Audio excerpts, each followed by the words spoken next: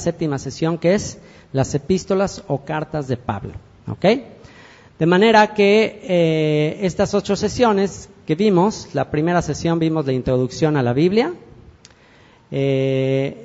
vimos el valor, la veracidad, la historia, las secciones de la Biblia. Después vimos la sección del Tanaj, que son la Torá, los Nevim y los Ketuvim, la Torá, la ley de Moisés, los profetas y los escritos, ya lo vimos. Después vimos el Brit Hadashah o el Nuevo Pacto, vimos los libros históricos, vimos después las epístolas o cartas generales, lo estudiamos la sesión pasada, y hoy nos vamos a enfocar a las epístolas o cartas de Pablo. Así que vamos a la sección del Nuevo Testamento de las epístolas de Pablo. El apóstol Pablo escribió casi la mitad del Nuevo Testamento, por tanto sus escritos son muy, muy importantes, tan importantes que prácticamente han marcado, los escritos de Pablo, la doctrina y la teología del cristianismo. Es Pablo el más influyente escritor de el sistema y de la teología cristiana. Ningún otro como Pablo ha influido tanto en el desarrollo del cristianismo, ningún otro de los apóstoles. Así que, pues vamos a analizar de manera panorámica el día de hoy sus 13 escritos. Escribió 13 epístolas dentro del todo el Nuevo Testamento. Y es interesante que de esas 13 cartas que él escribió, 7 de ellas fueron dirigidas a comunidades específicas, a comunidades de creyentes en diversas ciudades. Y lo que es interesante es que son 7 congregaciones. ¿Recuerdan qué significa el número 7? En la escritura, en simbología de la Biblia, ¿qué representa el número 7? Representa la totalidad, la plenitud de algo. 6 días de la semana, el 7º día es Shabbat, etcétera, etcétera. En el libro de Apocalipsis se mencionan los mensajes a las 7 iglesias. Entonces es interesante que así como en Apocalipsis hay un mensaje a 7 iglesias, que bueno, algunas son de hecho diferentes a estas, algunas cuantas excepciones, Pablo también le escribió a 7 comunidades. Entonces eso es interesante porque nada en la Escritura está así como de coincidencia o por accidente. Todo tiene un propósito. El Espíritu de Dios inspiró a Pablo a escribirle específicamente a 7 comunidades que representan la totalidad o la plenitud de los gentiles. En aquella época, Efraín, el hijo pródigo, las tribus exiliadas de Israel, se encontraban en esta región de Asia, principalmente Turquía. Toda esa región de Turquía y el sur de Europa era donde principalmente se encontraban las ovejas perdidas de la casa de Israel, o los gentiles, a quienes fue enviado el apóstol Pablo. Actualmente, ¿dónde están esas mismas ovejas perdidas de la casa de Israel? Efraín, el hijo pródigo. En esa época, hace casi 2000 años, estaban en Europa. Ahora, ¿dónde están? Ahora ya se mezclaron y ahora ya andan en todo el mundo, ¿ok? Así que pues por eso ahora pues estudiamos las cartas de Pablo ya a 2000 años de historia y las podemos aplicar también a nosotros, porque nosotros somos la descendencia de todos estos. Somos los tataranietos de todos estos, ¿ok? Y estas 7 comunidades a las que les escribió es la carta a los romanos. Le escribió a la comunidad de Roma, nada menos que ahí la cueva del lobo, ahí la mera capital del imperio, por algo la carta a los romanos es la carta más importante, doctrinalmente hablando, de todas las cartas que escribió el apóstol Pablo. Por eso es que no se pueden perder el siguiente seminario que vamos a hacer sobre la carta a los romanos, porque ahí está descrita toda la doctrina acerca de la salvación a los gentiles, ¿ok? Romanos, Corintios, la comunidad de Corinto, ahí en lo que actualmente es el país de Grecia, existe ahí un canal actualmente muy famoso, así como en Panamá hay un canal, el canal de Panamá, también en Corinto hay un canal, es una comunidad, una ciudad que todavía existe actualmente, la comunidad de Corinto. Les escribió 2 cartas a los corintios, primera a los corintios y segunda a los corintios. Les escribió a los de la comunidad de Galacia, que ya estudiamos verso por verso esa carta recientemente. a la comunidad de Éfeso, a la comunidad de los filipenses, en Filipos, a la comunidad de Colosas, su carta a los colosenses, y 2 cartas a la comunidad de Tesalónica, ahí a los tesalonicenses, que esto también está en Grecia. Y adicionalmente a estas comunidades que les escribió, también les escribió a discípulos muy específicos de él. Escribió 4 cartas personales, 2 a Timoteo, una a Tito. Timoteo era de mamá judía, de papá griego. Tito era un griego, un gentil, sin duda de las tribus exiliadas de Israel. Y una carta a un hombre llamado Filemón. Así que bueno, estos son los escritos de Pablo, y más adelante vamos a ver una pequeña reseña de cada uno de ellos. Y antes de ello, antes de ver la reseña de cada una de las cartas, vamos a ver algunos pasajes claves escritos por el mismo Pablo que nos van a describir un poco la personalidad y las prioridades acerca de Pablo. Si hay algún personaje en toda la Biblia con el cual yo me identifico y el cual es desde la perspectiva de los hombres, el cual es mi ejemplo a seguir, al cual con él yo me cuadro, es el apóstol Pablo. Para mí el apóstol Pablo es el día que yo llegue a la presencia del Señor, y esto va a sonar como que wow, o sea, ¿cómo dices que quieres ver primero a él habiendo otros personajes también tan importantes? Pero si hay alguno al que yo quiero conocer personalmente, es el apóstol Pablo. El apóstol Pablo es, como se dice en mexicano, es mi gallo. El apóstol Pablo es mi gallo. Y yo escucho estas palabras que él escribió de su propio corazón y me penetran hasta lo más profundo. Fíjense lo que dice el apóstol Pablo en su carta a los Filipenses, capítulo 3, versículo 4 al 14. ¿Por qué? Porque pues Pablo decidió renunciar a muchos aspectos de su identidad, de su preparación. Decidió renunciar a muchas cosas de esas por su amor al Señor. Y vean lo que dice Filipenses 3, 4 al 14. Dice: aunque yo también tengo de qué confiar en la carne, si alguno piensa que tiene de qué confiar en la carne, yo más.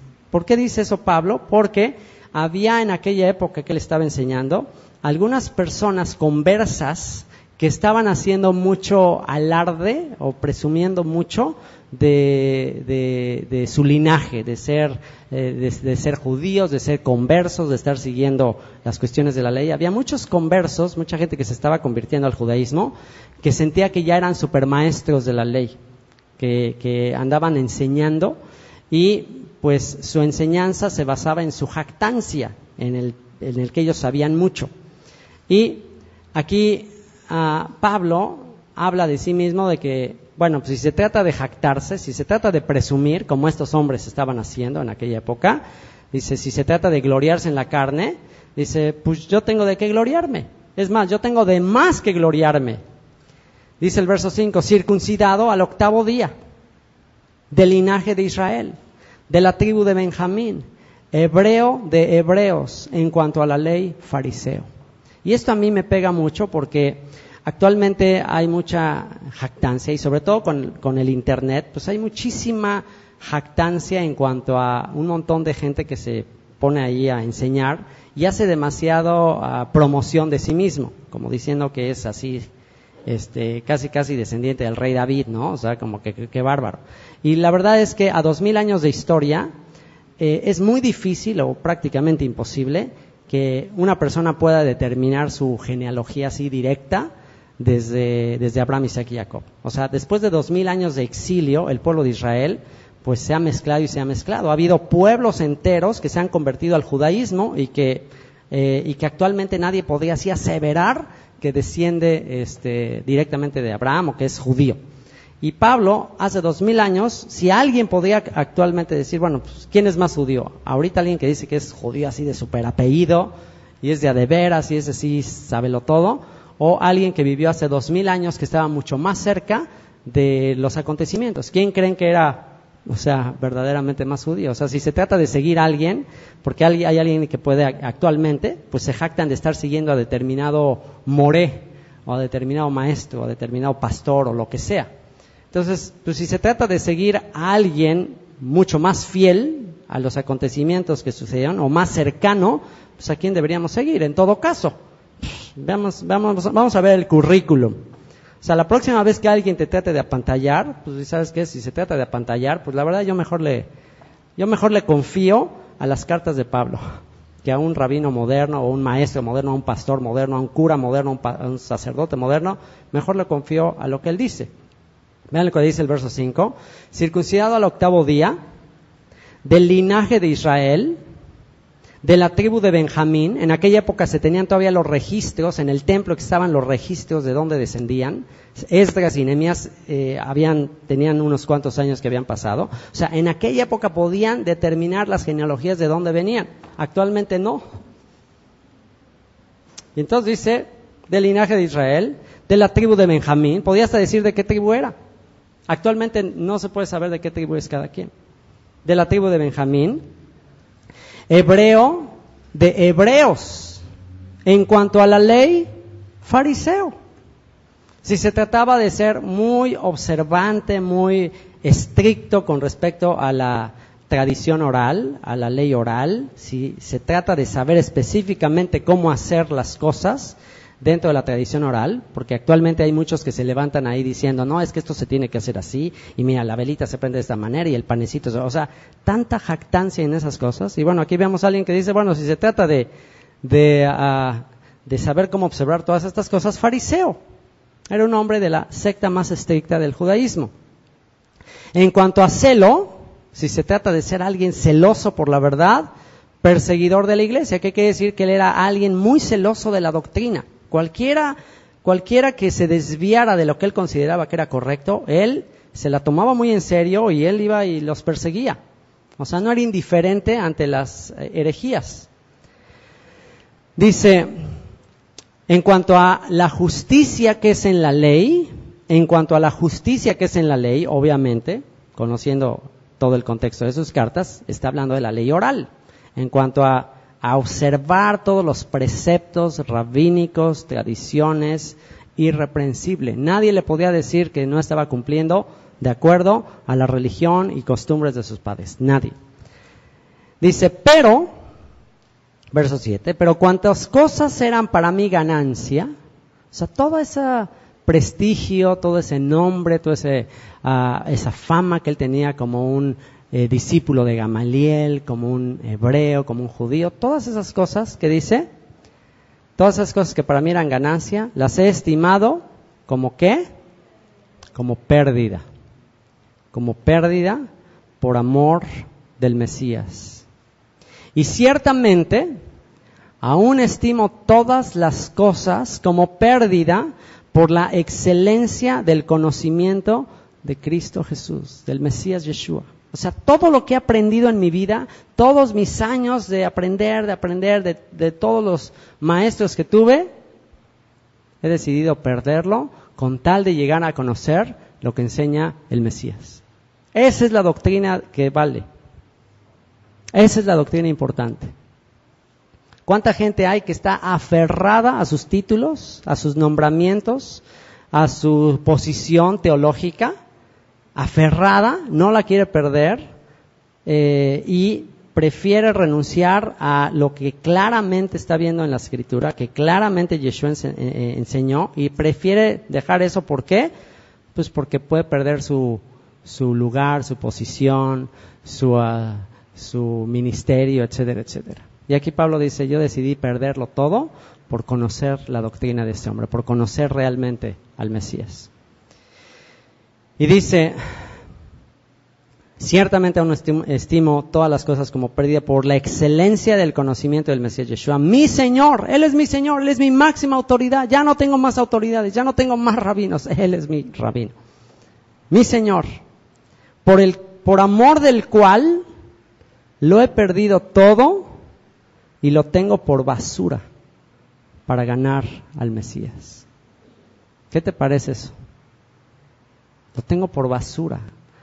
lo tengo por estiércol, no sirve, nada que puedas aprender sirve comparado con lo que Él te puede enseñar. Y ser hallado en Él, no teniendo mi propia justicia, que es por la ley. ¿Cuál ley? La ley oral, obviamente, las leyes hechas por los hombres, la religión hecha por los hombres, sino la que es por la fe del Mesías. ¿Cuál es la fe del Mesías? ¿Cuál es la escritura que el Mesías siguió? ¿Qué significa la fe del Mesías? La fe del Mesías, la palabra fe es la fidelidad. ¿Cuál es la fidelidad que tuvo el Mesías? Pues la fidelidad a la palabra de Dios.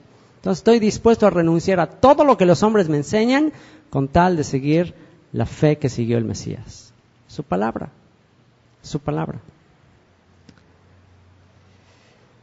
La justicia que es de Dios por la fe. El mismo camino que Dios siempre ha enseñado. La fe, esta palabra que yo te mando hoy, en esta palabra tendrás vida. Entonces, pues el ser humano ha tratado de hacer métodos alternos por la gloria de los unos de los otros, por hacer sus propios reinos, y Pablo decidió renunciar a todos los reinos de este mundo para tener la justicia que viene de Dios. La justicia que viene de Dios por la fidelidad a su palabra y no por los inventos que los hombres hagan. A fin de conocerle y el poder de su resurrección y la participación de sus padecimientos, llegando a ser semejante a él en su muerte, si en alguna manera llegase a la resurrección de entre los muertos. Fíjense nada más lo que está diciendo el apóstol Pablo. Si en alguna manera llegase a la resurrección de los muertos. Y dice, no que lo haya alcanzado ya, ni que ya sea perfecto, sino que prosigo por ver si logro hacer aquello para lo cual fui también nacido por Cristo Jesús, por el Mesías Yeshua. Hermanos, yo mismo no pretendo haberlo ya alcanzado. Fíjense, ahí a esas alturas dice, todavía no he llegado a ese nivel. Todavía no he llegado a la plenitud de la madurez. Dice, pero una cosa hago, olvidando ciertamente lo que queda atrás y extendiéndome a lo que está delante, prosigo a la meta, al premio del supremo llamamiento de Dios en el Mesías Yeshua. Sigo adelante, voy quitando toda autoridad, todo lo que no sea la autoridad máxima de Él. Y bueno, aquí cuando escribió la carta a Filipenses dijo, todavía no llego, todavía no lo he alcanzado. Pero ya cuando está a punto de morir, en su segunda carta a Timoteo, que es ya su última carta, es cuando ya se está despidiendo prácticamente, porque ya tiene una sentencia, ya lo van a matar. Vean lo que dice ahí. Imagínate el día que tú sepas que ya llegaste al final de esta vida y que tú puedas decir estas palabras. Este es mi anhelo. Si el día que... Y lo mejor sería, pues pensar que a lo mejor este día puede ser el último, ¿no? Porque nadie sabe cuándo. O sea, no necesariamente necesitas estar en un hospital ahí en cuidado intensivo o lo que sea, para decir, ahora sí ya me está llegando la hora. No sabemos. ¿Estás de acuerdo en que hoy podría ser el último día? Tú podrías decir el día de hoy estas palabras. Vean lo que dice Pablo aquí en 2 de Timoteo 4, 6, 8. Dice, porque yo ya estoy para ser sacrificado. Y el tiempo de mi partida está cercano. He peleado la buena batalla. He acabado la carrera. He guardado la fe. ¿Qué es guardar la fe? Emuná, fe, emuná tiene, dentro de la palabra emuná están las palabras emet, que es verdad. He guardado la verdad. He sido fiel a la verdad. Me he mantenido en lo que está escrito. He guardado la fe. La he cuidado, la he preservado, la he protegido con mi vida. Estaba dispuesto a morir por eso. Por lo demás, me está guardada la corona de justicia, la cual me dará el Señor juez justo en aquel día, y no solo a mí, esto es para todos aquellos que puedan decir estas palabras, y no solo a mí, sino también a todos los que aman su venida. ¿Qué les parece? ¿Habrá algún logro en esta vida comparable al que tú puedas decir estas palabras al final? ¿Habrá un logro? O sea, ¿valdrá la pena? Señor, mira, he hecho los millones, he hecho 10 millones de dólares, 20 millones de 50 mil millones de dólares. O sea, hice todas las riquezas de este mundo. ¿Qué dijo el hombre que había hecho todas las riquezas de este mundo? Rey Salomón, cuando las hizo todos, cuando logró todos y hizo estanques, casas de campo, diversión, entretenimiento, todo. Al final de que terminó toda su faena, ¿qué fue lo que dijo? Vanidad de vanidades. Vanidad de vanidades, aflicción de espíritu. Ya lo construiste, ahora manténlo. Ahora a ver quién te va a mantener tu casa, ahora ya la tienes ahí abandonada, ya se te está corrompiendo, ya se te está oxidando. ¿Ahora qué? Toda tu vida para hacer eso y ahora, ¿qué dijo Salomón? Vanidad de vanidades. Y Pablo, que lo perdió todo, que todo lo que este mundo le puede ofrecer era por basura, lo tuvo, al final, sin nada, a punto de morir, ¿qué dijo? He acabado la carrera. He peleado la buena batalla. He guardado la fe. Me está guardada la corona de justicia. Esa corona que no es perecedera. Esa corona que es para siempre. Ay, que el Señor nos ayude. Que el Señor nos ayude a tener esa misma escala de valores. Que el Señor nos ayude a llegar al final de nuestra vida diciendo estas mismas palabras. Todo lo demás es vanidad de vanidades. Vanidad de vanidades. Muy bien, pues vámonos a sus escritos ahora sí. Vamos a ver un panorama de cada uno de sus escritos. La primera carta, panorama de Romanos. ¿Quién? Ya lo sabemos, la escribió él, el apóstol Pablo, o el Shaliach. La palabra Shaliach en hebreo significa el enviado, uno que es enviado a los gentiles. ¿De qué trata la carta? Esta carta, la carta a los Romanos, es la doctrina definitiva de la nueva secta judía que cree en Yeshua como Mesías de Israel. Y digo secta judía porque la palabra secta dentro del pensamiento hebreo no es una palabra negativa. Actualmente, por cuanto pues la mayoría viene de un contexto católico o protestante, tú escuchas la palabra secta y automáticamente es, una secta es algo malo. Pero no, en aquella época una secta era simplemente una división o una denominación o una rama de la misma religión. Entonces, en realidad, los creyentes en Yeshua como el Mesías simplemente hicieron una ramificación del judaísmo. ¿Cuál era la diferencia? Pues que para ellos su interpretación de las Escrituras era la que Yeshua había dado. O sea, simplemente ellos en vez de ir a preguntarle a cualquier otro rabino, pues ellos le iban y le preguntaban a Yeshua, le preguntaban a los apóstoles, a los discípulos de él, y de esa manera tenían su propia interpretación de la Torá. Así que esta carta a los Romanos es la doctrina definitiva de esta nueva secta judía. Si tú te consideras parte de esta secta judía, si tú te consideras parte de este movimiento que inició con los apóstoles, pues esta es la doctrina definitiva. En la carta a los Romanos, por eso les digo que es importantísimo que no se lo pierdan. Ahí están las doctrinas fundamentales de esta fe establecida por Yeshua, por sus discípulos, y que difundió como ningún otro el apóstol Pablo. ¿Dónde le escribió? ¿Desde dónde? Se cree que le escribió desde Corinto, cuando aproximadamente en el año 57. ¿Por qué? Fue escrita, fíjense qué interesante, ¿por qué fue escrita? Porque si ustedes analizan todo el contexto, para esto fue escrita. Lo curioso es que, a pesar de que ser la piedra angular, es la que menos se toma en cuenta. Fue la carta a los Romanos la que promovió la reforma protestante. Martín Lutero hizo un comentario de Romanos y fue una de las cartas que más promovieron la reforma del protestantismo. Lo interesante es que solamente logró una parte del objetivo de la carta. Es imposible interpretar esta carta si no se conocen todos los aspectos técnicos acerca del judaísmo. Así que, ¿para qué fue escrita? ¿Por qué fue escrita? Fue escrita para evitar la división entre judíos y gentiles en Roma.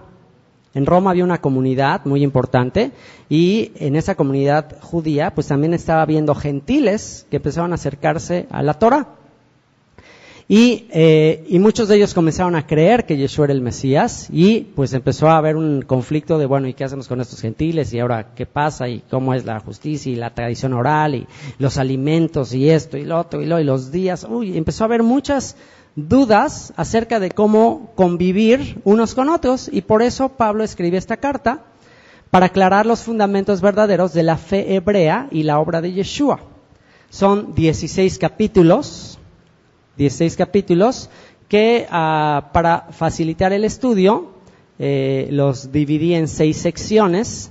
La primera sección, el capítulo 1, es la condición espiritual del gentil. Nos habla de las naciones enteras que se apartaron de Dios y quién está en las naciones, qué casa de Israel está entre las naciones. La casa de Efraín, las tribus del norte están entre las naciones, y pues ahí en el capítulo 1 nos dice que todas las naciones pecaron, y no nada más pecaron, no nada más transgredieron, no nada más se olvidaron de Dios, sino que también se complacen en participar de los pecados que ya saben que traerán un juicio final. Así que bueno, de eso nos habla el capítulo 1. El capítulo 2 nos habla ahora del judío. ¿Cuál es la condición espiritual del judío? ¿Será que el judío es superior al gentil? ¿Será que el judío está en una diferente situación? Bueno, pues ahí nos habla el capítulo 2 y nos dice que el judío tiene mayor responsabilidad que el gentil. ¿Por qué? Porque a él se le entregaron las instrucciones divinas. A ellos se les entregaron la ley. Entonces, si a ellos que se les entregaron la ley transgreden, pues es aún peor. La consecuencia y la responsabilidad va a ser mayor. Y en el capítulo 3 vemos el veredicto divino con respecto a Judá y con respecto a Efraín y con respecto al mundo entero. ¿Cuál es el veredicto divino? Por cuanto todos pecaron y están destituidos de la gloria de Dios. No hay justo ni aun uno. No hay quien entienda, no hay quien busque a Dios. Todos se desviaron, a una se hicieron inútiles. Todos. No hay ni siquiera uno que haga lo bueno. Entonces ese es el veredicto divino, y ante el veredicto divino, ¿ahora qué? Si el veredicto divino dice todos pecaron, todos están fuera, todos son culpables, ¿ahora qué? ¿Ya? ¿No estamos sin esperanza? Ahí nos viene del capítulo 3 al 8 la justicia del Señor. ¿De qué manera el Señor nos justifica? ¿De qué manera el Señor nos puede dar la oportunidad de ser parte de su reino a pesar de haber pecado? De eso nos hablan los capítulos 3 al 8. Y los capítulos 9 al 11 nos habla del misterio de la elección del pueblo de Israel como el depositario de todas las promesas y de la salvación a los gentiles. De eso nos habla el capítulo 9 al 11, el misterio de las 2 casas de Israel. Es importantísimo entender estos capítulos para comprender quiénes son los gentiles. Y por último, capítulos 12 al 16, cómo mantener la unidad en el Israel restaurado. Una vez que ya te enteras, descubres el misterio de que eres parte de Israel, ahora cómo puedes convivir con un Israel tan diverso de opiniones, que unos consideran la práctica de la Torah de una manera, otros de otra manera. ¿Cómo hacer para guardar y mantener la unidad con tantas diferencias? De eso nos hablan los capítulos 12 al 16. Y el texto clave de la carta de Pablo a los Romanos es Romanos 10, versículo 13 al 15. Dice, porque todo aquel que invocare el nombre del Señor será salvo. ¿Cómo pues invocarán a aquel en el cual no han creído? ¿Y cómo creerán en aquel de quien no han oído? ¿Y cómo oirán sin haber quien les predique? ¿Y cómo predicarán si no fueren enviados? Como está escrito, cuán hermosos son los pies de los que anuncian la paz, de los que anuncian buenas nuevas. Ese es el pasaje clave. Una vez que tú ya conociste esta doctrina, ¿quién podría decir, yo ya más o menos ya entendí de qué se trata todo esto de la redención? A ver, levante la mano lo que digan, yo como que ya entendí, a grandes rasgos, no digo así perfectamente, pero a grandes rasgos ya entendí en qué consiste eso. A ver, levanten la mano. Solo Pablo y Karina, puede ser. Bueno, si tú ya lo entendiste, dice, ¿qué pasó con los que no han oído? ¿Quién les va a predicar? ¿Quién les va a decir? ¿Cómo oirán si no hay quien les predique? Ese es el pasaje clave. Una vez que lo entiendas, y bueno, qué bueno que la mayoría no lo ha entendido, para eso vamos a tener el seminario de Romanos, y ya espero que terminando todos digan, ahora sí ya entendí de qué se trata, ¿ok? Bueno, la siguiente carta a los Corintios, Primera carta de Pablo a los Corintios, una vez más, escrita por el apóstol Pablo. ¿De qué se trata? El tema de la primera carta a los Corintios es la corrección de la confusión y distorsión de la fe y el orden en la comunidad de Corinto. O sea, en esa comunidad era un desorden doctrinal, un desorden en materia de cómo se hacían las cosas. Era algo parecido a lo que sucede en otros lugares actualmente. Era un desorden allí, ¿ok? Y entonces había gente que venía con un montón con un trasfondo pues súper pagano, súper idólatra, gente muy confundida, gente muy egoísta, individualista, había pecado en la comunidad, un desastre. Entonces ahora sí que una linda familia ahí en la comunidad de Corinto, y esta carta es escrita para traer orden a esa comunidad, escrita desde Éfeso, según se piensa, cuando en el año aproximadamente 56 después del Mesías. ¿Y por qué? Para evitar la división, la inmoralidad, promover el orden comunitario y fomentar amor como el mayor fruto del Espíritu, teniendo como meta la resurrección de los muertos. Ese es el tema central de la primera carta a los Corintios, 16 capítulos, divididos en 4 secciones. La primera sección, capítulos 1 al 4, el tema son las divisiones en la comunidad. Empezaron a surgir diversos maestros en la comunidad y pues algunos decían, pues yo le pertenezco a tal, y cada quien hagan de cuenta que en esa comunidad se establecieron ministerios y liderazgos. Y entonces, pues uno decía, yo soy de tal líder, y no, pues yo de aquel líder, y yo estoy bajo su cobertura, y todo un desastre ahí. Algo que ya no sucede actualmente, pero entonces Pablo les termina diciendo, oye, ¿cómo que qué es eso que yo soy de Pablo, yo soy de Apolo? O sea, ¿qué onda? ¿Acaso el Mesías está dividido? O sea, ¿cómo creen? Entonces, bueno, es algo que ayuda al creyente a entender que su máxima autoridad y único maestro es el Mesías. Él ha puesto siervos suyos como ejemplo para estimularnos y ayudarnos a seguirle a él. Pero nuestra autoridad final y definitiva es él mismo, el Mesías. Los capítulos 5 al 11 nos hablan acerca de la inmoralidad, casos de inmoralidad que se estaban dando en la misma comunidad, aunque usted no lo crea. Entonces, cómo tratar asuntos de inmoralidad, de pecado dentro de la comunidad, eso nos habla capítulos 5 al 11. Capítulos 12 al 14 nos habla acerca de los dones del Espíritu. Los dones del Espíritu. El famoso don de lenguas. Hay todo un capítulo dedicado a eso, el don de profecía.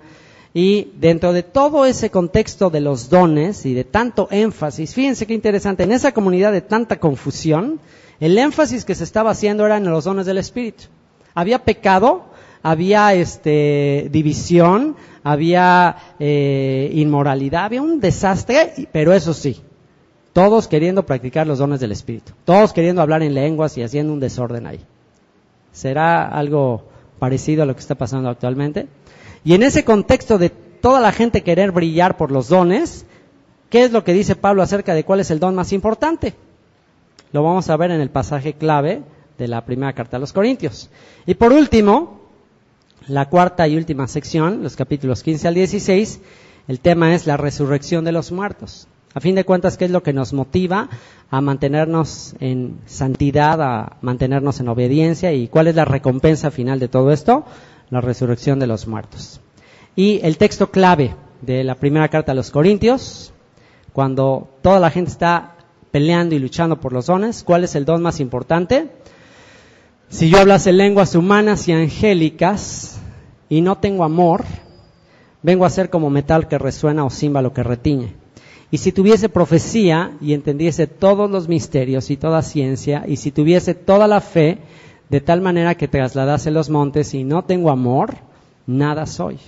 Y si repartiese todos mis bienes para dar de comer a los pobres, y si entregase mi cuerpo para ser quemado y no tengo amor, de nada me sirve. El amor es sufrido, es benigno. El amor no tiene envidia. El amor no es jactancioso, no se envanece, no hace nada indebido, no busca lo suyo, no se irrita, no guarda rencor, no se goza de la injusticia, mas se goza de la verdad.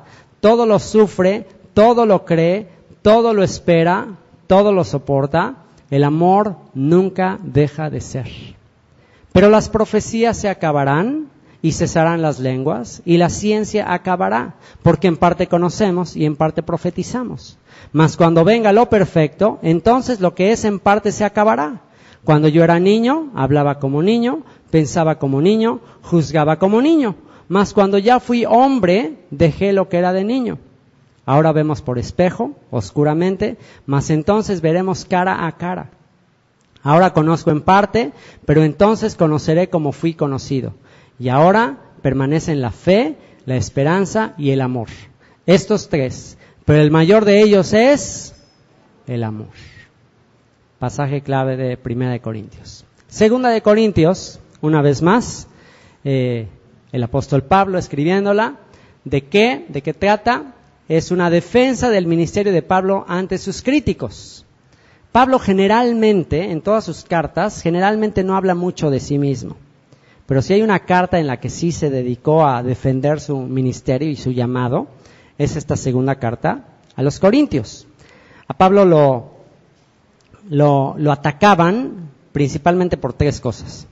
A Pablo lo atacaban, número uno, porque decían que él ni siquiera había sido de los 12 apóstoles. Entonces él ahí defiende su llamado y les dice, claro que soy apóstol, claro que soy un enviado por el Señor, claro, él me llamó, o sea, ahí él defiende que fue llamado. Y hay algunos que dicen, y es interesante saber quién será el que cuando se restaure la Nueva Jerusalén, quién será el apóstol que ha de sustituir al que traicionó finalmente a Yeshua, porque dice que que todos se van a salvar salvo el hijo de perdición, ¿ok? Judas o Yehudá. Entonces quedaron 11. Después en el libro de los Hechos dice que echaron suertes y la suerte cayó sobre Matías. Pero yo tengo mis dudas, no sé ustedes, si realmente fue Matías el que sustituyó a Judas, si pues trataron ellos de ayudarle a Dios y echarse unos volados a ver quién quedaba, o si el Señor ya tenía un as bajo la manga y ya tenía quién iba a sustituir a Judas. Ya lo tenía incluso desde antes de la fundación del mundo, desde el vientre de su mamá ya lo había escogido. ¿Ustedes quién creen? Bueno, yo, en mi humilde opinión, los que van a juzgar a las 12 tribus de Israel, porque Yeshua les prometió a sus discípulos que ellos iban a juzgar a las 12 tribus de Israel, que se iban a sentar en tronos para juzgar a las 12 tribus de Israel. La pregunta es, ¿quién ocupará la silla que dejó vacante Judas o Yehudá? ¿La ocupará Matías, el que salió por volados, o la ocupará el apóstol Pablo? Hagan sus apuestas, ya lo veremos ahí, ¿ok? Entonces, bueno, aquí Pablo se defiende, él defiende su apostolado, defiende el que él fue enviado. También le atacaban de que era un mercenario. También le atacaban de que pues él estaba usando la fe para beneficiarse, estaba pues nada más en el ministerio por lo que implica económicamente hablando, y pues él dice que aunque él tuviera derecho de hacerlo, pues él defiende de que en realidad no lo hacía y que en algún momento llegó a hacerlo, pero no por críticos. Cuando la gente lo criticaba, él decidía simplemente por esos críticos no ponerles piedra de tropiezo. Y la otra causa por la que lo criticaban, les decían que era un hombre arrogante, un hombre orgulloso, etcétera, etcétera, que lo que él decía. Y bueno, pues ahí ustedes la pueden leer y pueden ver cómo se defiende ante sus críticos. Y fue escrita, según se cree, desde Filipos, aproximadamente en el año 56, para demostrar con hechos la legitimidad del ministerio de Pablo como apóstol. Son 13 capítulos. Los capítulos 1 al 7 nos presenta defensa y pruebas del apostolado o de la misión de Pablo. Capítulos 8 y 9, él nos da pruebas de que era una persona generosa, nos prueba de que él tenía derecho a ser sostenido, sin embargo, habló de que era más importante dar que recibir, etcétera, etcétera. La importancia de sembrar abundantemente. Y por último, capítulos 10 al 13, es una conclusión de su defensa. Y el pasaje clave, capítulo 13, versículo 5, dice: examinaos a vosotros mismos si estáis en la fe. probaos a vosotros mismos. ¿O no os conocéis a vosotros mismos, que Yeshua está en vosotros, a menos que estéis reprobados? Entonces aquí en esta carta, que fue una prueba de fuego para su llamado, y que él, esos cuestionamientos, esas críticas, a veces las críticas son muy buenas. Muchas veces tendemos a rechazar a nuestros críticos. Muchas veces nos gusta juntarnos con pura gente que nos habla bonito y nos dice cosas bonitas, y a toda la gente que nos critica, pues nos le ponemos al brinco, nos enojamos, también les criticamos a ellos, etcétera, etcétera. Sin embargo, esta carta nos enseña varios principios, y uno de ellos es, cuando recibas crítica, o sea, examínate a ti mismo. O sea, detrás de toda crítica es muy posible que haya algo de verdad. Por eso es que las compañías, ¿por qué creen que las empresas te ponen al final una encuesta para que los evalúes? De hecho, para que los critiques. Les sirve más que los critiques, que les digan, mira, qué mal servicio, y esto está sucio, y aquí está mal. O sea, les sirve más eso a que ya te dé flojera y todo está perfecto, ustedes son lo máximo. O sea, si todo el tiempo todo el mundo le dice está perfecto, ¿creen que pueden mejorar? Claro que no. Entonces, ponle más atención a las personas que te critican y te dicen que algo está mal. Ponle más atención a esas personas que a los que te dicen que todo está perfecto y maravilloso. ¿Ok? Y eso te va a servir para evaluarte, para evaluar si estás en la fe, para evaluar si estás dando un buen testimonio a los demás, para evaluar qué es lo que los demás piensan de ti. Eso es muy bueno. ¿Ok? Siguiente carta. Carta a los Gálatas. ¿De qué trata? Trata de la tradición o la Torah oral judía, la ley oral dentro del judaísmo, donde Asia Menor, lo que actualmente se conoce como Turquía, cuando entre el año 50 y 55 aproximadamente. ¿Por qué? Para restaurar la Torah escrita. Fíjense, lejos de lo que se piensa con respecto a Gálatas, es lo opuesto. A nivel cristiano se cree que la carta de Gálatas es una carta en contra de la ley de Moisés. Pues es justo lo opuesto. Es una carta a favor de la palabra eterna de Dios dada a Moisés, y un rechazo de cualquier autoridad, dogma, tradición, escritura que vaya en contra de lo que está escrito y es eterno, el pacto eterno que Dios hizo con Israel a través de Moisés. Así que esta carta fue escrita para restaurar la Torah escrita como la máxima autoridad del creyente, tanto judío como gentil. 3 secciones en las que se divide la carta. Capítulos 1 y 2 nos habla de que solo hay un evangelio verdadero. Solo hay un evangelio verdadero. El evangelio verdadero debe tener un contenido. ¿Qué es lo que contiene el evangelio verdadero? Lo dijo el apóstol Pedro. ¿Qué contiene el evangelio verdadero?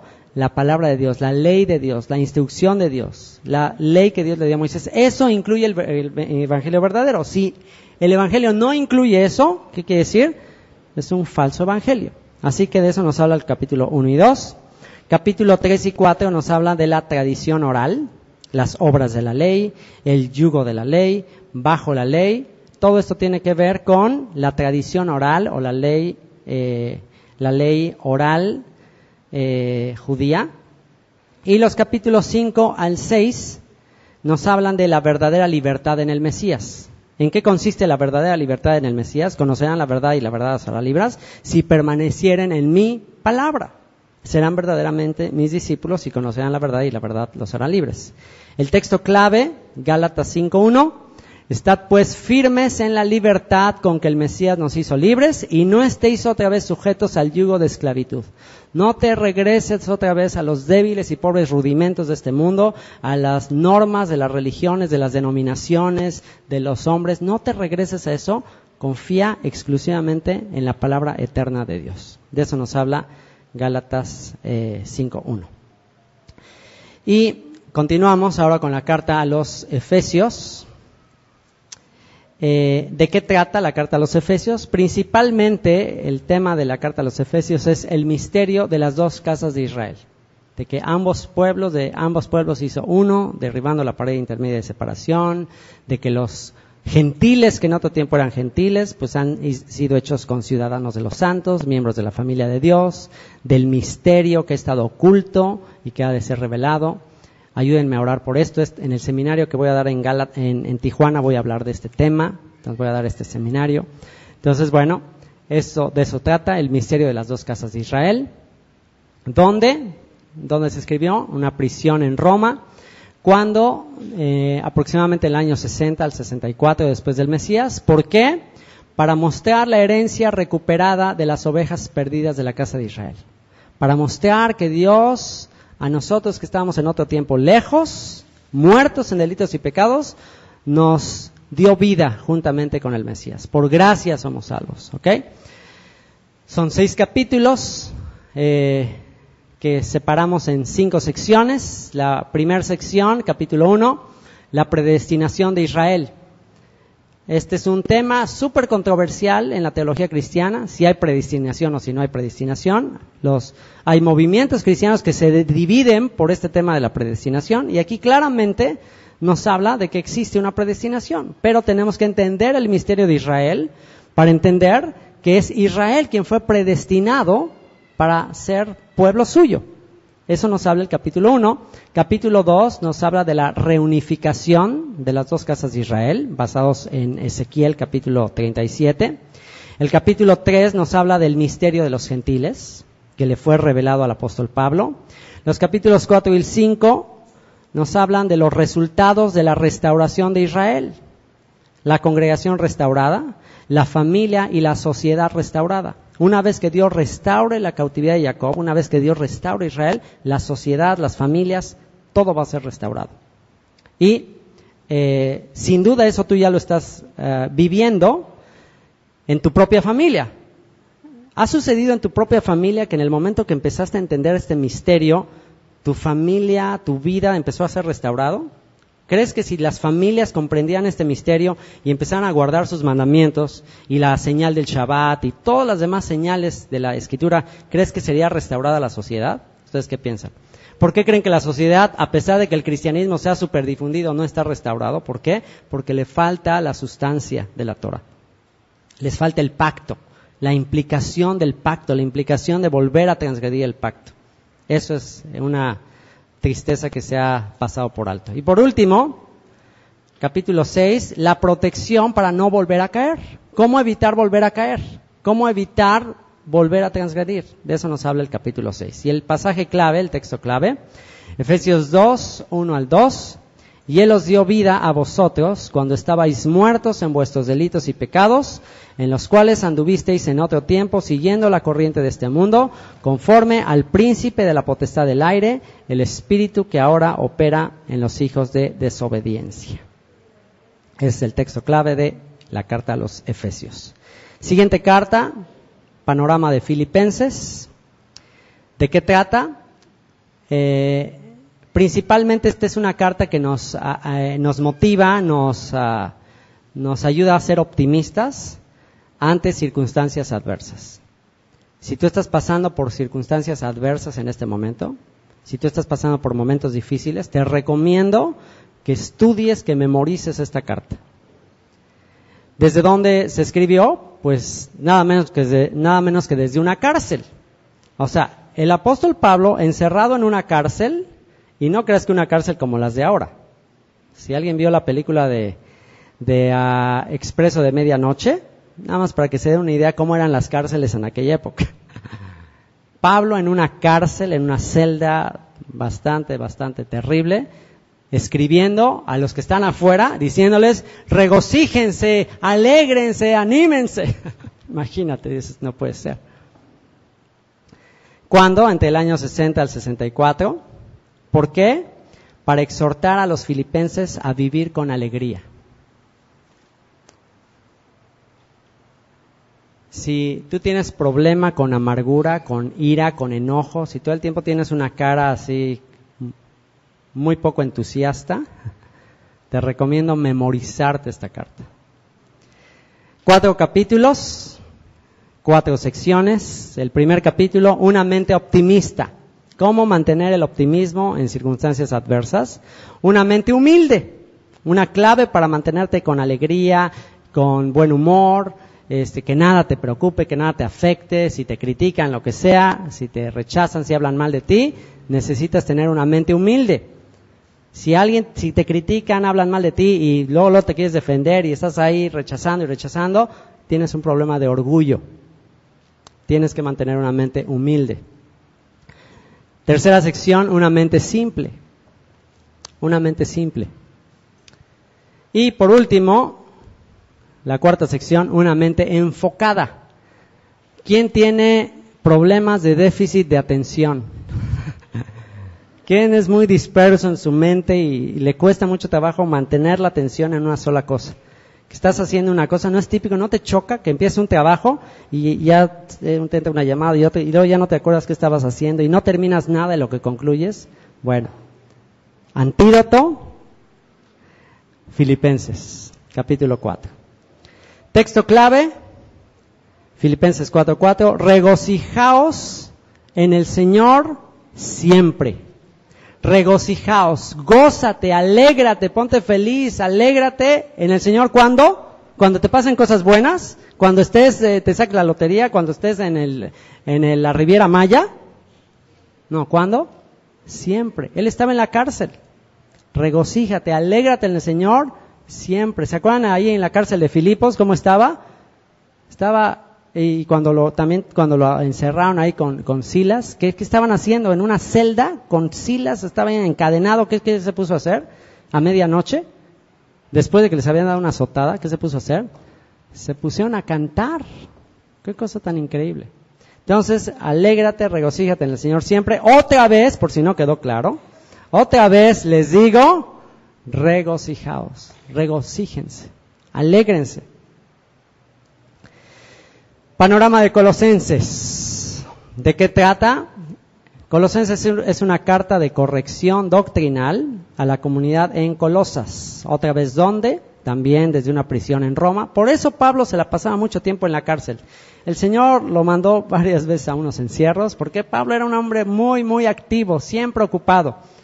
Así que a veces el Señor lo tenía que poner allí en pausa, en stand-by. ¿Para qué? Porque si no hubiera sucedido todo eso, no tendríamos esas cartas.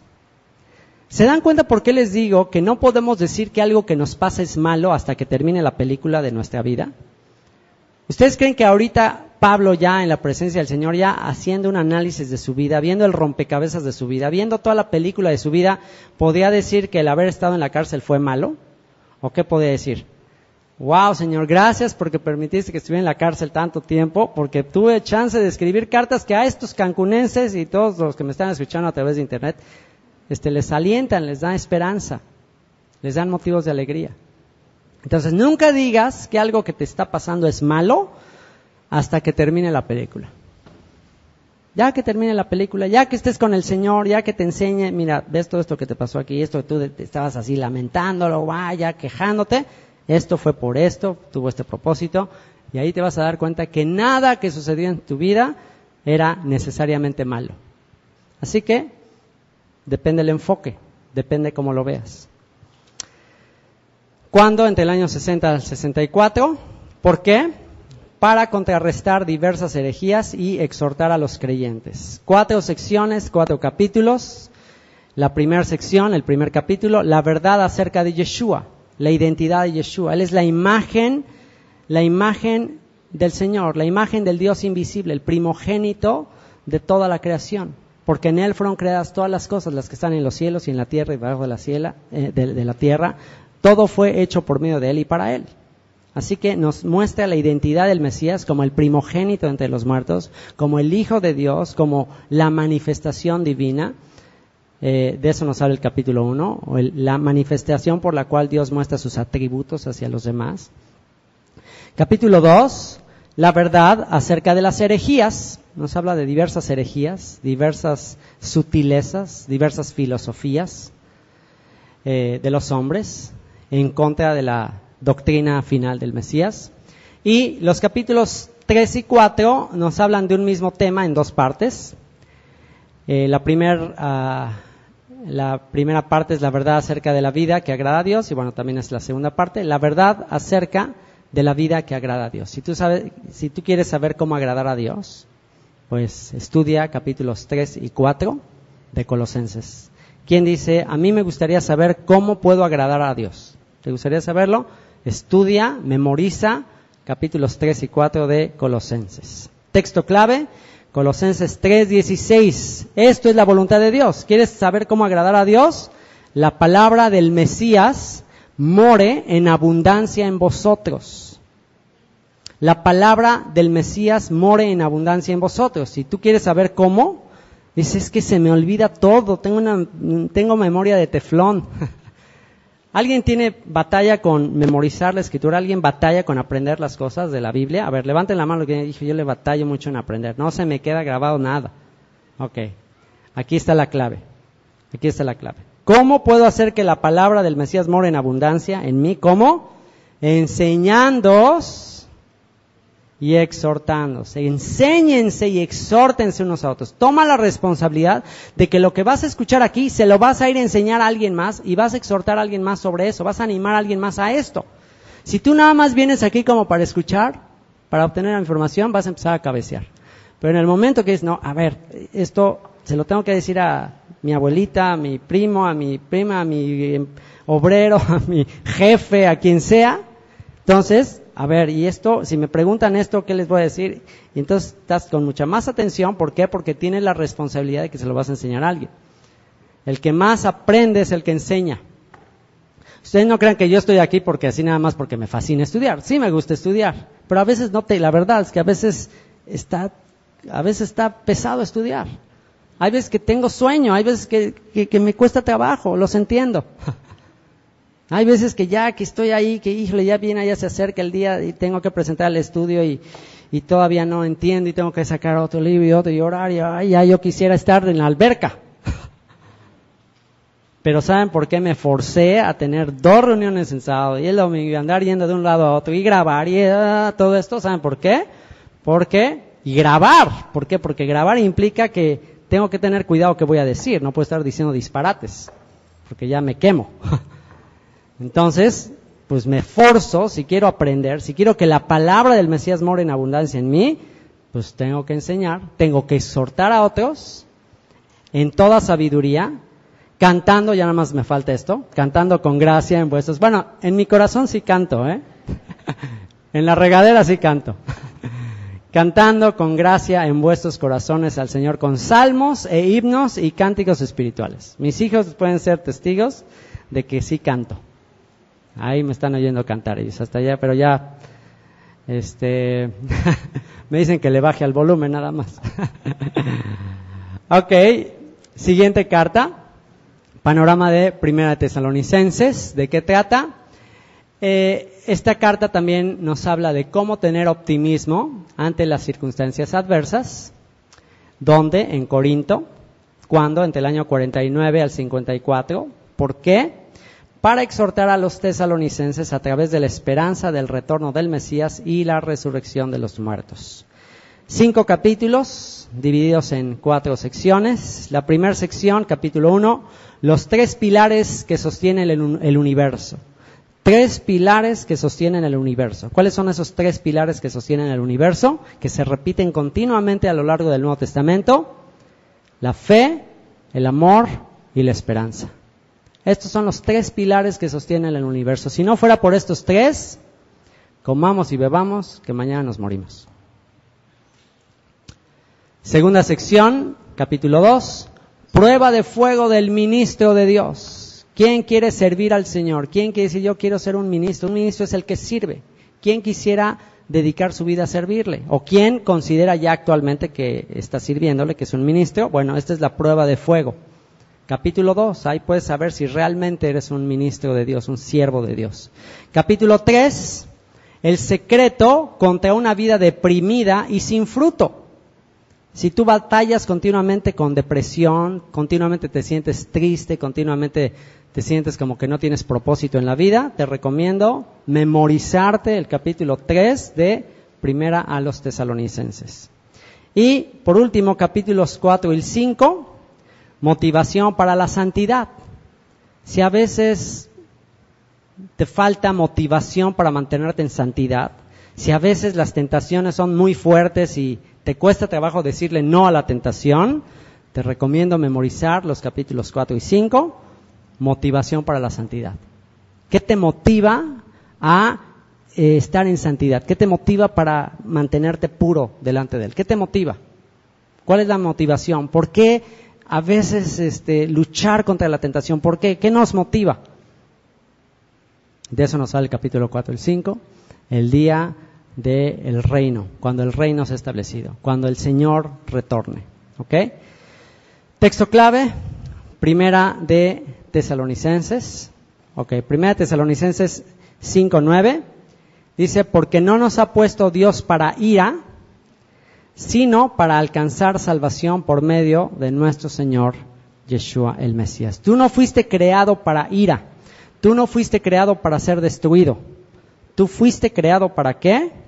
Para alcanzar misericordia, para alcanzar salvación por medio de nuestro Señor Yeshua.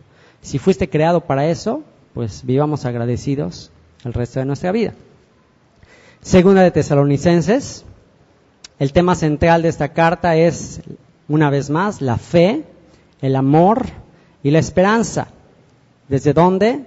Se escribió desde Corinto. ¿Cuándo? Entre el año 50 al 54, después del Mesías. ¿Y por qué? Para enfatizar el retorno de Yeshua y aclarar confusión al respecto. En aquella época había confusión. ¿Cuándo iba a regresar? Si iba a haber rapto, si antes de la tribulación, si después de la tribulación, si todas esas confusiones que actualmente hay con respecto al retorno, pues las había en aquella época. No quiere decir que de manera exacta como hay actualmente, pero también había mucha confusión. Y entonces Pablo en esta carta, en los 3 capítulos, nos muestra de qué manera se va a dar.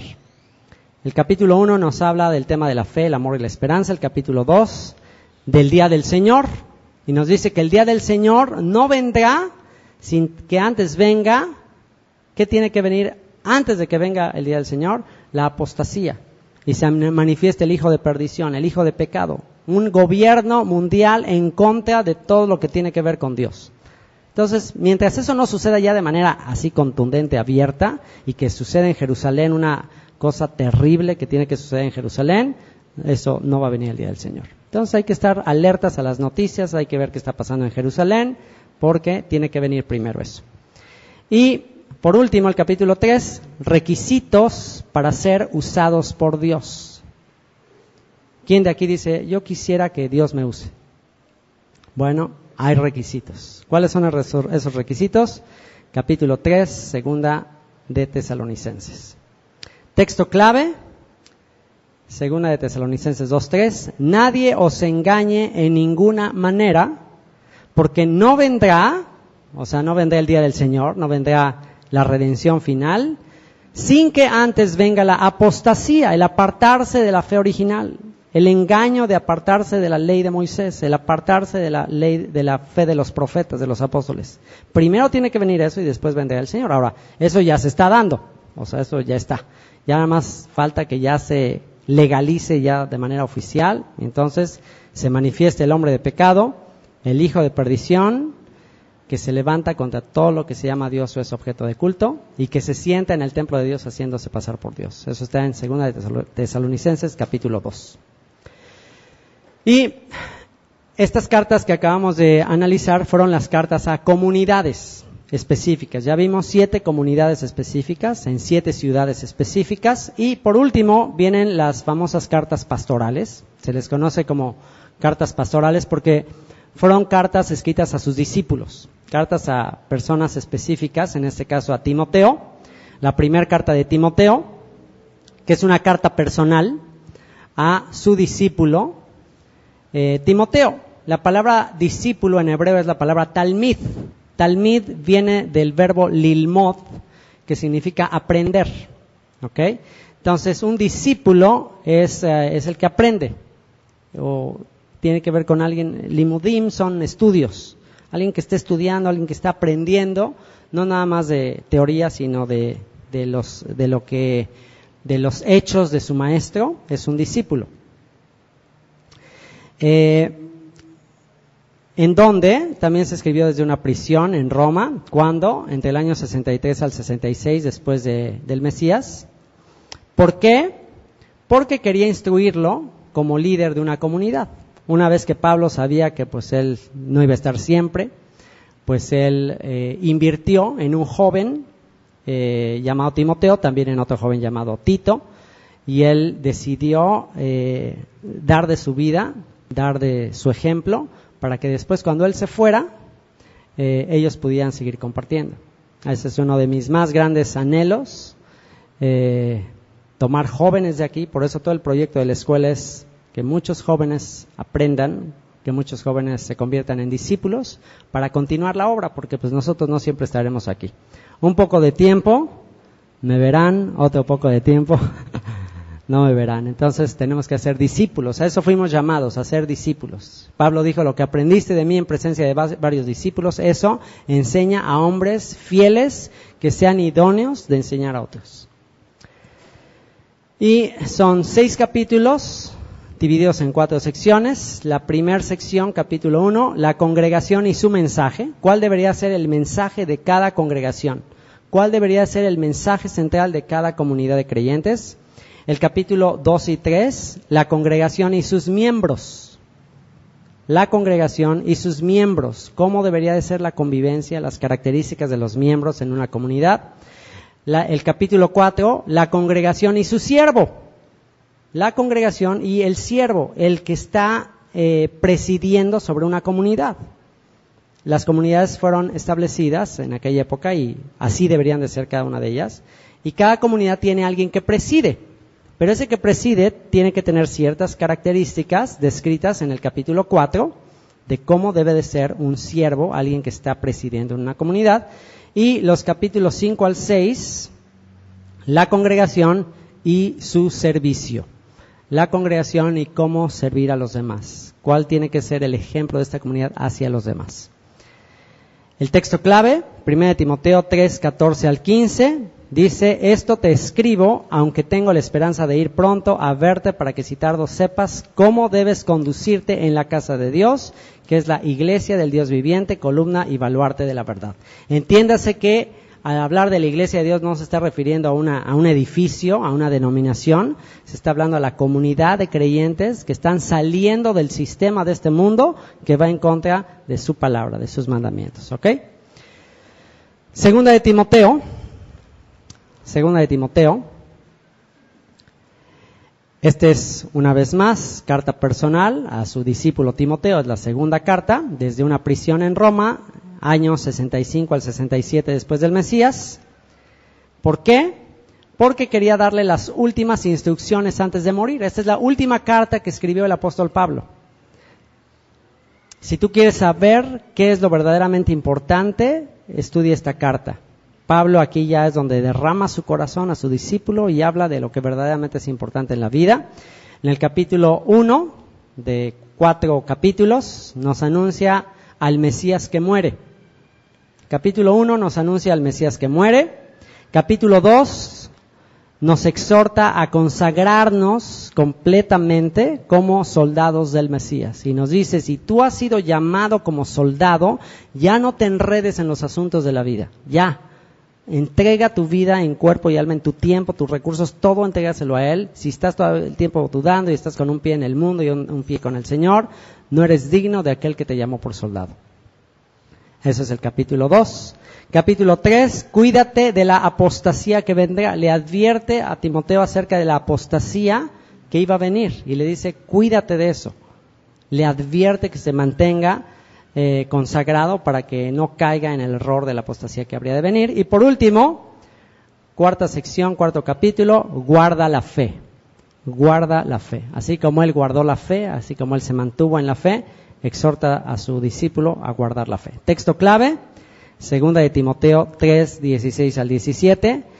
Toda la Escritura es inspirada por Dios y útil para enseñar. Ahora, pónganse a pensar, Pablo escribe esta carta a su discípulo Timoteo y le dice: toda escritura es inspirada por Dios. ¿A qué escritura se estará refiriendo?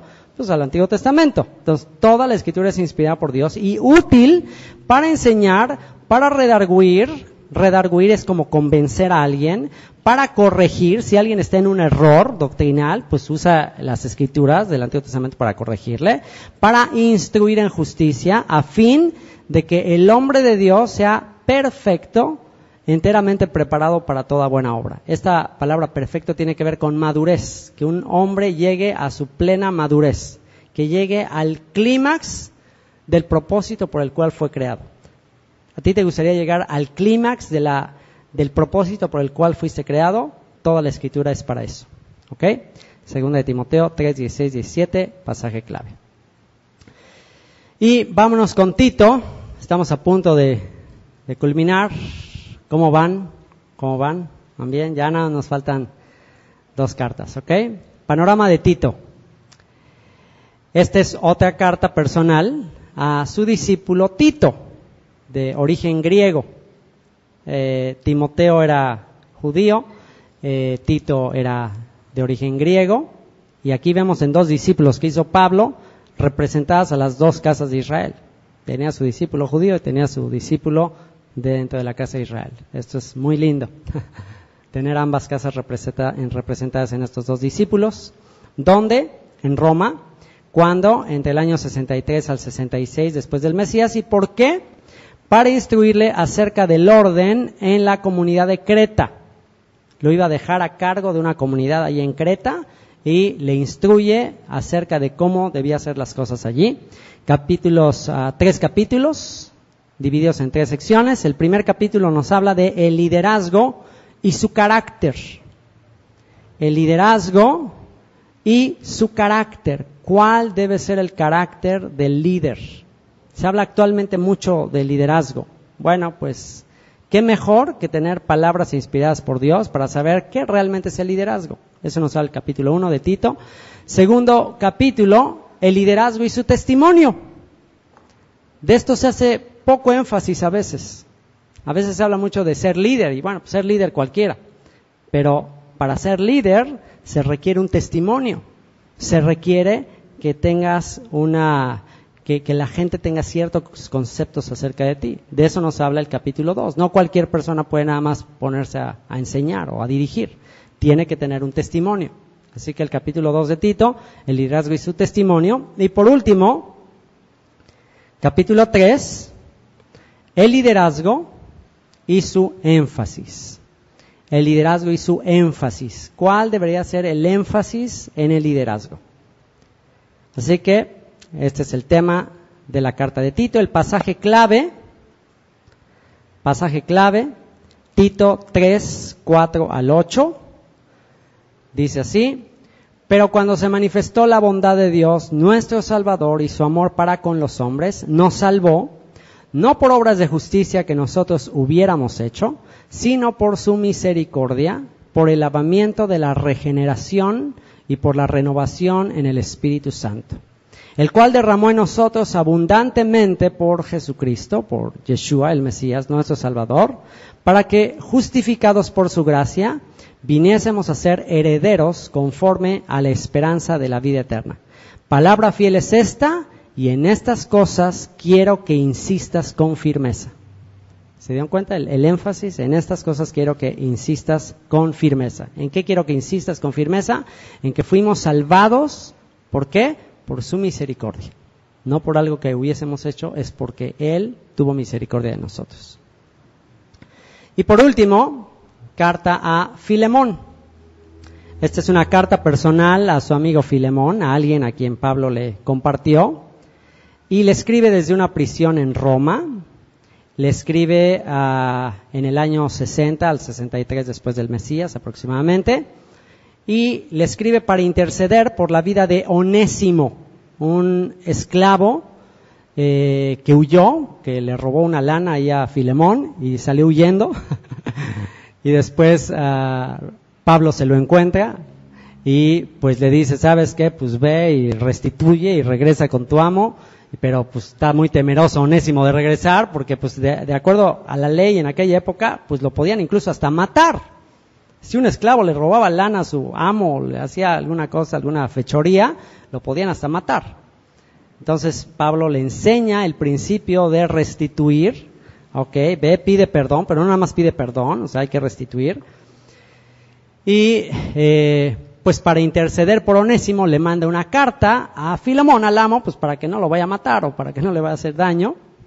Y en esa carta exhorta a Filemón a tener misericordia, a perdonarle. Es una carta breve, es una carta pequeña, son 25 versículos, los versículos 1 al 7 es una salutación. Pablo le saluda y le agradece a Filemón por él, agradece a Dios por Filemón, por su familia. Tenía un grupo en casa, Filemón tenía un grupo de estudio, ahí se reunían en su casa. De los versículos 8 al 20 ya Pablo le pide como un favor muy personal a Filemón, pues que ya perdone a Onésimo. Dice, ¿sabes qué? Pues mira, ya perdónalo.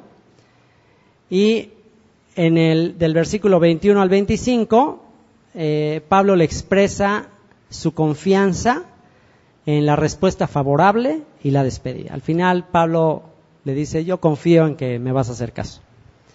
Y la manera de interceder Pablo por Onésimo es impresionante. Es de las claves para saber cómo interceder y saber cómo perdonar cuando haya ocasiones en que te cueste trabajo perdonar. ¿Te ha costado en ocasiones o te está costando actualmente perdonar a alguien? ¿A quién dice, híjole, yo he batallado a veces con resentimiento? No, mejor no levantes la mano, no te quiero balconear.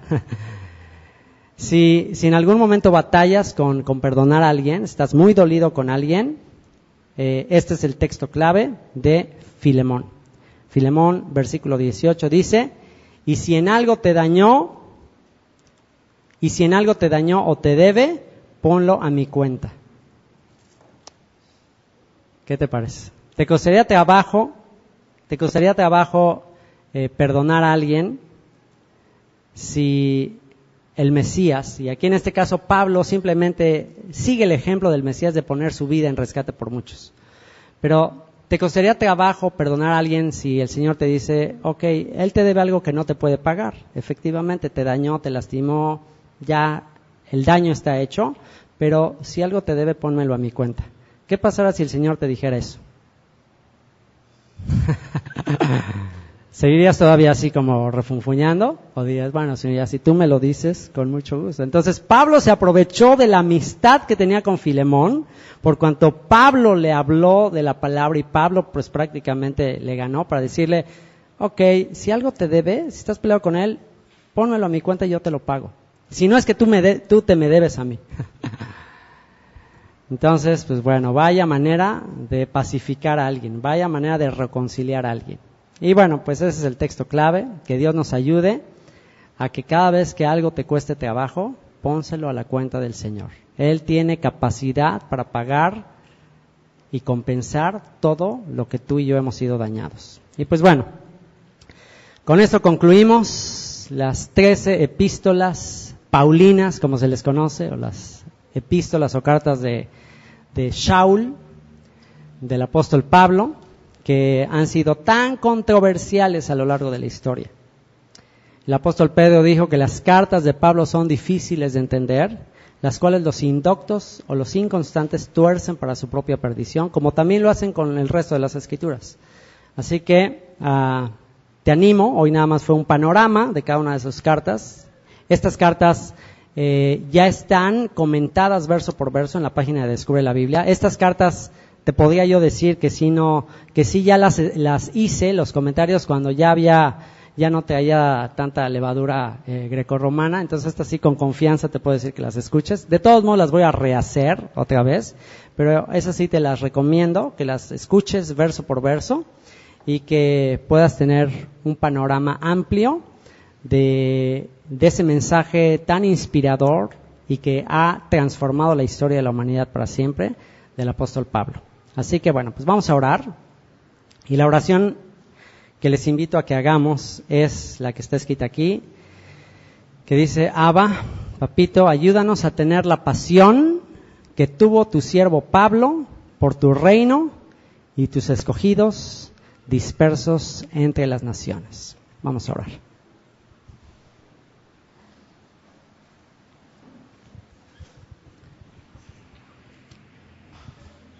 Abba, te bendecimos, te agradecemos por tu amor, por tu gracia, por tu misericordia, Señor. Te agradecemos por el mensaje que le inspiraste a tu siervo Pablo. a tu siervo Shaul. Bendito seas por su fortaleza. Bendito seas por la pasión que pusiste en él. Bendito seas porque tú le escogiste desde antes, incluso desde antes que naciera, Señor. Desde el vientre de su madre le llamaste para ser tu siervo y porque todo el entrenamiento, toda la educación que él recibió tuvo un propósito, Señor. Te ruego que restaures su doctrina entre las naciones a donde llegó su mensaje. Te ruego que nos permitas a nosotros de manera muy humilde, te suplicamos que nos permites ser un instrumento de restauración del mensaje que él predicó y que, Señor, sin duda, si